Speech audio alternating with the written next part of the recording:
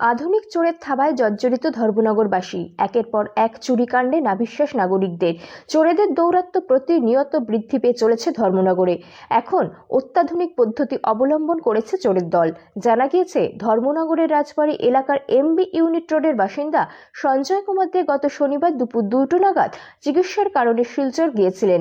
সোমবার সকাল 10:30টায় সঞ্জয় কুমার দে বাড়িতে ঢুকে এসে দেখেন বাড়ির মূল ফটকটি বন্ধ থাকলেও পাশে ছোট গ্রিলের দরজাটি ভাঙা দরজা দিয়ে এগিয়ে আসতে দেখতে পায় একটি দরজা দিয়ে কেউ প্রবেশ করে ভেন্টিলেটর খুলে ঘরের ভেতর প্রবেশ করে।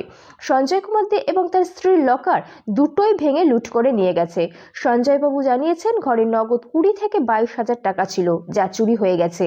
ঘরে সিসিটিভি ক্যামেরার পর্যবেক্ষণ থাকলেও দেখা যায় যে ভোর 4:11 থেকে 4:23 পর্যন্ত সিসিটিভি ক্যামেরার ছবিগুলো সব ডিলিট করা। অর্থাৎ সিসিটিভি ক্যামেরার ছবি ডিলিট করতে হলে যে পাসওয়ার্ড দরকার, চোরের দল পাসওয়ার্ড পর্যন্ত ব্যবহার করতে পিছপা হয়নি। তাই সিসিটিভির ক্যামেরা লাগিয়েও নিরাপত্তা নেই বলেই মানুষ দিশেহারা হয়ে পড়েছে।